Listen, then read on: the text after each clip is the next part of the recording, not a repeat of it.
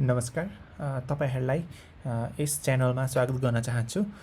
So यो भिडियोमा चाहिँ हामीले नेपालको केसमा चाहिँ अनलाइन शेयर चाहिँ कसरी किन्न सकिन्छ अथवा कसरी बिक्री गर्न सकिन्छ भन्ने कुराहरू हामी कुरा गर्न गइरहेका छौं। सो यसको लागि चाहिँ मैले पहिला पनि एउटा भिडियो बनाइरहेको थिएँ जुनमा चाहिँ मेरो शेयरबाट अनलाइन एफपीओ अथवा आईपीओ अथवा राइट शेयर कसरी बढ्न सकिन्छ भन्ने कुरा चाहिँ त्यो भिडियोको लिंक चाहिँ मैले तल यो डिस्क्रिप्सन बक्समा राखेको छु। र यस भिडियोमा चाहिँ पर्टिकुलरली हामी यो नेप्से अनलाइन ट्रेडिङ सिस्टम चाहिँ कसरी चलाउने, यसमा खाता कसरी खोल्ने अथवा अनलाइन शेयर कसरी किन्ने र कसरी बिक्री गर्ने भन्ने कुरा चर्चा गर्न गइरहेका छौं। अब यस्तो नेपालको केसमा चाहिँ अलि लकडाउनमा पनि बढिरहेछ र हामी घरमा बस्ने मान्छेहरू पनि अलिकति धेरै बढिरहेछौं र यो समयलाई कसरी युटिलाइज गरेर प्यासिभ इन्कम चाहिँ कसरी गराउन सकिन्छ होला भन्ने कुराहरू पनि हामी यसमा त्यही उद्देश्यका साथ हामी यो भिडियोमा कुराहरू गर्नेछौं। सो सर्वप्रथम पहिला चाहिँ हामीसँग डिम्याट अकाउन्ट हुन चाहिँ आवश्यकता छ हैन। डिम्याट अकाउन्ट चाहिँ बैंक अथवा कुनै पनि ब्रोकर अकाउन्टमा खोलेर हैन, अनि त्यसपछि अब त्यसको लागि कुनै केवाईसी फर्महरु के चाहिन्छ अहिले चाहिँ त्यो अनुसारले तपाईले पहिला पनि गरिरहनु भएको छ भने सजिलो भयो। त्यो छैन, तपाई फर्स्ट टाइम हुनुहुन्छ अथवा पहिलो चोटी गर्दै हुनुहुन्छ भने चाहिँ तपाईले बैंकमा आफ्नो खाता खोल्नु पर्यो, त्यसपछि डिम्याट अकाउन्ट खोल्नु पर्यो कुनै पनि क्यापिटलमा अथवा बैंकमा हैन, क्यापिटलमा। अनि त्यसपछि चाहिँ मेरो शेयरको अकाउन्ट लिएर तपाईले ट्रेडिङ गर्न सुरु गर्न सक्नुहुन्छ। सो पहिलो अब सेकेन्डरी मार्केटको लागि चाहिँ सबसे पहिला त हामीसँग यो नेप्से अनलाइन ट्रेडिङ भन्ने एउटा सिस्टम अहिले रिसेन्टली लन्च गरिरहेको छ हैन। अब त्यसको लागि चाहिँ तपाईसँग कुनै पनि ब्रोकरमा तपाईले पहिला नै कारोबार गरिराख्नु भएको छ भने चाहिँ तपाईको खाता अलरेडी नै छ, डिम्याट अकाउन्ट पनि छ, मेरो शेयर पनि छ हैन, सबै कुरा छ। जस्ट तपाईले यसको युजर नेम पासवर्ड चाहिँ ब्रोकरसँग भनेर एउटा केवाईसी फर्म भरेर ल्याउनु पर्ने हुन्छ हैन। अहिले त यो घरबाट पनि यो तपाईसँग सबै कुरा रेडी छ भने चाहिँ घरबाट पनि यो खाता खोल्न सकिन्छ। नेप्सेको यो टीएमएस सिस्टममा चाहिँ यो रजिस्टरमा गएर चाहिँ गर्न सक्नुहुन्छ। यदि यो रजिस्टरबाट गर्न मिलेन भने पनि ब्रोकरलाई फोन गरेर तपाईले कन्सल्ट गरेर कुन ब्रोकरसँग हो त्यो ब्रोकरसँग कुरा गरेर कहाँ चाहिँ तपाईले डिम्याट अकाउन्ट खोल्नु भएको छ त्यो ठाउँमा फोन गरेर मलाई युजर नेम पासवर्ड चाहियो भनेर त्यही अनुसारको प्रोसिड्युर अगाडि बढाएर तपाईले लिन सक्नुहुन्छ। यो भनेको कुरा चाहिँ तपाईले अब आफ्नो युजर नेम पासवर्ड चाहिँ फर्स्टमा लिनु पर्यो हैन। त्यो सबै बैंक खातादेखि लिएर ब्रोकर क्यापिटल अकाउन्ट त्यो डिम्याट अकाउन्ट अनि मेरो शेयर अकाउन्टहरु सबै लिनु पर्यो।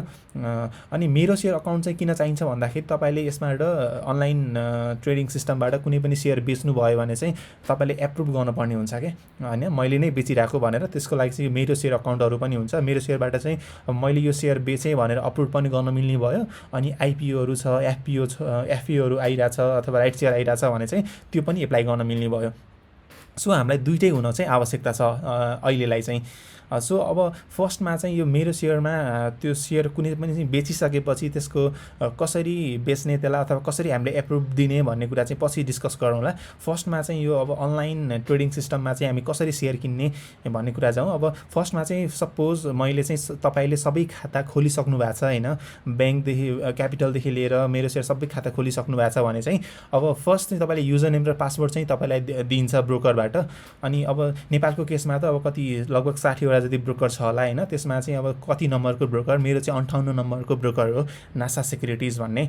मैले त्यसबाट चाहिँ युजर नेम पासवर्ड लिइसकेको छु र अब यसमा म लगइन गर्दै छु हेर। युजर नेम हाने, मैले पासवर्ड पनि हाने, अनि यो इन्टर क्याप्चा भनिरहेछ यसमा पनि मैले हाने भने MES8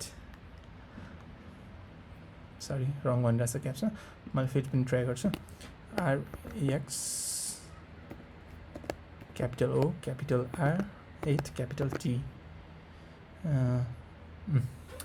लगइन गरे भने चाहिँ अब यस्तो खाले ड्याशबोर्ड खोल्छ हैन, यस्तो खाले ड्याशबोर्ड खोल्छ। अब अर्को मेन समय अब चाहिँ के च्यालेन्ज हुन्छ भन्दाखेरि चाहिँ हामीसँग कसरी शेयर किन्ने अथवा पैसा हामीले कसरी राख्ने यो अकाउन्टमा भन्ने कुराहरू आउँछ हैन। तपाईले फर्स्टमा ड्याशबोर्ड खोल्दा बित्तिकै यो देखिने कुरा चाहिँ यो माई ट्रेड समरी छ के, अनि यसमा त मैले आज गरेको ट्रेड जस्तो कि मैले 7,30,000 को आज शेयर किनिरहेको थिएँ। अब कति क्वान्टिटी किने भन्ने कुनै कुरा देखाउँछ। अब मेरो कोल्याटरल समरी चाहिँ अहिले चाहिँ 26 लाख देखाइरहेको रहेछ। तपाईले यसमा चाहिँ इनिशियली अब थोरै अमाउन्टबाट अब हुन्छ नि सुरु गर्न सक्नुहुन्छ। एउटा तपाईँले फर्स्टमा चाहिँ यो फन्ड म्यानेजमेन्ट भन्ने ठाउँ छ होइन, फन्ड म्यानेजमेन्टमा गएर अनि यसमा चाहिँ कोल्याट्रल म्यानेजमेन्टमा जानुभयो भने चाहिँ यसमा लोड कोल्याट्रल गर्न मिल्छ क्या। अनि त्यसमा चाहिँ यो हाम्रो अब ब्रोकर अनुसारले चाहिँ कहाँबाट पैसा राख्न मिल्छ यो खातामा भन्ने कुराहरू आउँछ। यो 58 नम्बरको ब्रोकरमा चाहिँ मैले पर्रु ब्याङ्कबाट राख्न सक्छु, कनेक्ट आइपिएसबाट राख्न सक्छु पैसा, अनि यसबाट राख्न सक्छु। अनि जस्तो कि मैले अब कनेक्ट आइपिएस चुज गरेँ अनि यसमा अमाउन्ट चाहिँ मैले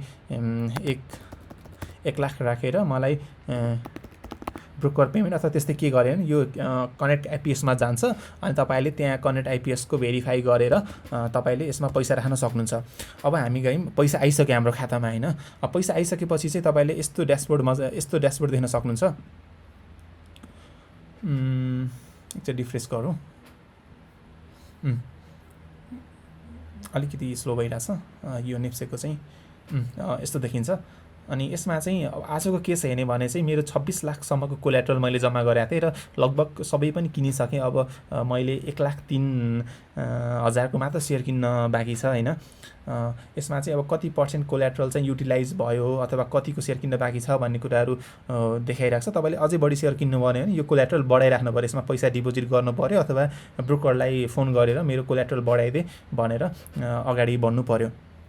अब नेक्स्ट स्टेप तपाईँसँग पैसा छ भने चाहिँ अब तपाईँसँग इस्टिमेटेड पैसा कति छ र म त्यो कति सेयर किन्ने भन्ने कुरा चाहिँ अब अर्डर म्यानेजमेन्टको कुराहरू हुन्छ। अब यसमा बाहिर सेल भन्ने हुन्छ होइन। अब बाहिर सेल, अर्डर म्यानेजमेन्टको बाहिर सेलमा जाने यदि तपाईँले पैसा अलरेडी नै लोड गरिसक्नु भएको छ भने चाहिँ अब फर इक्जाम्पल मलाई चाहिँ अब सिम्बलमा चाहिँ एउटा सेयर किन्न मन लाग्यो, मलाई एनआरआइसीको किन्न मन लाग्यो भने चाहिँ एनआरआइसी मैले चुज गरेँ होइन। अहिले चाहिँ 713 रुपियाँ चाहिँ चलिरहेको रहेछ लेटेस्ट ट्रान्जेक्सन प्राइस चाहिँ। यसमा चाहिँ अब हामीले बाहिर सेल अर्डर क्वान्टिटी हेर्न सकिन्छ होइन। अब तपाईँको बाईमा चाहिँ 1,34,000 किता राखिरहेछ भने सेल्समा चाहिँ 67,000 किता राखिरहेछ यहाँ हेर्न सकिन्छ। 714मा चाहिँ 5 जनाले चाहिँ 480 किता चाहिँ बेच्न राखिरहेको रहेछ टप सेलमा चाहिँ। अनि तपाईँको 2030 किता चाहिँ 713 रुपियाँमा किन्न खोजिरहेको रहेछ। अब हामीले यही प्राइस हेरेर होइन कतिमा किन्ने कतिमा बेच्ने, जस्तो कि अब अरू केही पनि गर्नु पर्दैन। एनआरआइसी भयो, मलाई कति किता किन्नु मन छ अथवा बेच्नु मन छ भने तपाईँसँग त्यो सेयर तपाईँसँग हुनु पऱ्यो। अथवा किन्नु मन छ भने चाहिँ तपाईँले इजिली तपाईँको कोल्याट्रल बेसमा किन्न सक्नुहुन्छ। फर इक्जाम्पल मलाई एनआरआइसीको फर इक्जाम्पल 100 किता किन्नु मन लाग्यो होइन। अब प्राइस चाहिँ अहिले 713 रुपियाँ छ, मलाई चाहिँ 699 छ। मैले जस्ट अलिक किन्न चाहिँ खोजिरहेको छैन, तर मलाई 700मा किन्न मन लाग्यो। सायद यो आउँदैन होला 700मा त होइन, तर मैले बाई गरेँ भने चाहिँ यता माथि बाईमा राखेर 700मा 100 किता बाई गर्न खोजेँ भने चाहिँ तपाईँको new order has been successfully placed भन्छ होइन। तपाईँको तल अर्डर बुकमा पनि तल आइसक्छ, ओपन हुन्छ होइन।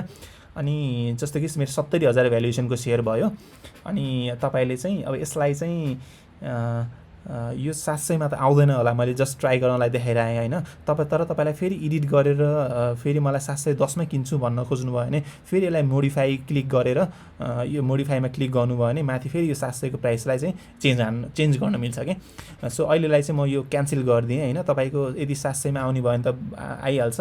अनि यस्तै गरेर सेम प्रोसिड्युर चाहिँ सेलमा पनि त्यही हुन्छ होइन। तपाईँको अब सेलमा कतिमा किन्न बसिरहेछन् मान्छेहरू त्यही अनुसारले प्राइस राखेर अथवा तपाईँलाई कतिमा बेच्नु मन छ त्यही अनुसार राखेर गर्न सक्नुहुन्छ। सो मैले यो चाहिँ क्यान्सल गरिदिन्छु अहिलेलाई चाहिँ, मलाई यो अहिले किन्नु छैन एनआरआइसीको सेयर चाहिँ। क्यान्सल, यो अर्डर हेज बिन क्यान्सल भनिसक्यो। सो फेरि बाहिर सेलमा छौँ। यो अलिकति स्लो भएर चाहिँ यस्तो भइरहेछ। ल फेरि यही ड्यासबोर्ड आइहाल्छ। अनि अर्को कुरा हामीले जान्नुपर्ने कुरा चाहिँ ट्रेड म्यानेजमेन्टमा चाहिँ मैले आज किनेको सेयरहरू के कति छ अथवा हिजो किनेको के कति छ मा चाहिँ यो हिस्ट्री ट्रेड बुकमा जान सकिन्छ होइन। जस्तो कि आज हिजो एनआरआइसी चाहिँ अब कतिमा किने कतिमा बेचेँ भन्ने कुरा चाहिँ यसमा आइरहेछ। हिजो मैले एनआरआइसी चाहिँ 235 किता अथवा 716मा किनिरहेको रहेछु। अनि यो एनआरआइसी चाहिँ नेपाल एनआइसी एसिया ब्याङ्क चाहिँ 285 किता चाहिँ 580मा हिजो बेचेको रहेछ होइन। यो चाहिँ अब आफ्नो डे अनुसारको सेल्स हेर्नु पऱ्यो। जस्तो कि 26 तारिकमा चाहिँ हेर्ने भने पनि त्यही नै छ होइन। एनआरआइसी त्यो 26को त एउटै भइहाल्यो।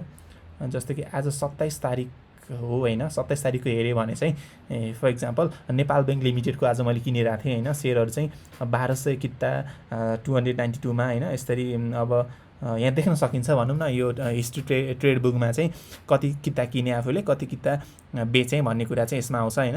अब अरूहरू चाहिँ त्यति तपाईँलाई जान्नुपर्ने आवश्यकता छैन। जस्ट के हुन्छ भन्दाखेरि अब सेयर किन्दाखेरि बेच्दाखेरि चाहिँ 1-2वटा कुरा चाहिँ बेसिक नलेज चाहिँ तपाईँले जान्नुपर्ने हुन्छ। जस्तै कि मैले सेयर किन्दाखेरि ब्रोकर कमिसन चार्ज कति दिनुपर्छ होइन, अनि अब यदि तपाईँले प्रफिटमै सेयर बेच्दै हुनुहुन्छ भने त्यो क्यापिटल गेन ट्याक्स पनि तिर्नुपर्ने हुन्छ। तपाईँले 100 रुपियाँको सेयर किनेर 120मा बेच्नुभयो भने चाहिँ त्यो 20 रुपियाँको चाहिँ क्यापिटल गेन ट्याक्स चाहिँ 5% भनेर तिर्नुपर्ने हुन्छ क्या। हो त्यो कुरा जानेर तपाईँले चाहिँ किनबेच गर्नुपर्ने हुन्छ। फेरि यत्तिकै अब तपाईँले एउटा अमाउन्टमा सेयर किन्नुभयो अनि फेरि त्यसमा 2-4 रुपियाँ बढ्दा बित्तिकै बेच्दाखेरि त्यो फाइदा पनि नहुनसक्छ। त्यही भएर ब्रोकर कमिसन चार्ज चाहिँ अब 0.55% अथवा 0.60% कति छ, बेसिकल्ली 0.55देखि 60सम्म हुने गर्दछ होइन।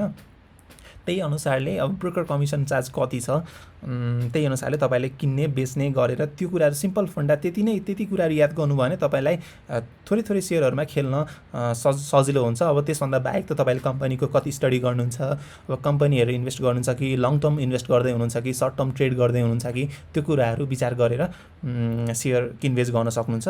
अनि अब अरू चाहिँ त्यति धेरै इन्फर्मेटिभ चाहिँ यसमा अहिले बिगिनर्सको लागि चाहिँ त्यस्तो धेरै छैन होइन। अब यो मार्केट डेटाहरू हेर्ने भने चाहिँ मार्केट लाइभ पनि हेर्न मिल्छ, मार्केट डेप्थ पनि यसैबाट हेर्न मिल्छ। जस्तो तपाईँहरूले अरू मेरो लगानीहरू अब सेयर संसार अथवा नेपाली स्टकको लाइभ नेपाली स्टकको वेबसाइटबाट हेर्नुहुन्छ होइन, त्योहरू चाहिँ यहाँ तपाईँले लाइभ हेर्न मिल्छ। मार्केट वाचहरूमा चाहिँ लाइभ मार्केट पनि छ होइन, यसमा पनि दिन्छ। एक्चुअली यो लोडिङ हुँदैछ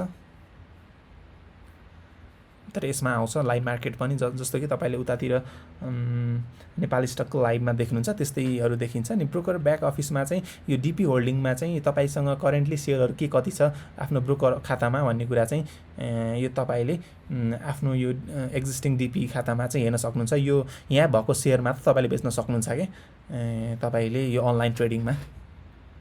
सो यति नै भयो ल। फर इक्जाम्पल मैले अब अर्को कुरा आउँछ, अब तपाईँले यहाँबाट सेयर किन्नुभयो भने त ठिकै छ, अब बेच्नुभयो भने चाहिँ तपाईँले मेरो सेयर चलाउनु पर्ने हुन्छ होइन। अब जाउँ, अब तपाईँले फर इक्जाम्पल कुनै पनि सेयर बेच्नुभयो र भने चाहिँ अब मेरो सेयरमा जानु पऱ्यो होइन। मेरो सेयरमा चाहिँ मैले ग्लोबल आइएमए क्यापिटलमा खोलेको थिएँ। सो मैले युजर नेम पासवर्ड हानेर चाहिँ लगइन गरेँ। लगइन गरेपछि चाहिँ एउटा यस्तो ड्यासबोर्ड आउँछ अनि यसमा चाहिँ फर्स्टमा चाहिँ तपाईँले सेयर किन्नु भएको छ भने चाहिँ at the end of the day अथवा 2-3 दिनपछि चाहिँ अब त्यो सेयरलाई अथवा कुनै सेयर बेच्न खोज्नु भएको छ भने चाहिँ फर्स्टमा चाहिँ तपाईँले इडिएसमा गएर माई पर्चेस सोर्समा गएर होइन, कुनै पनि फर इक्जाम्पल मैले एनआइसी एसिया किनेको थिएँ होइन, सर्च गरेँ। यसमा जानुभयो भने मैले 350 कि त 566मा किनेको रहेछु होइन।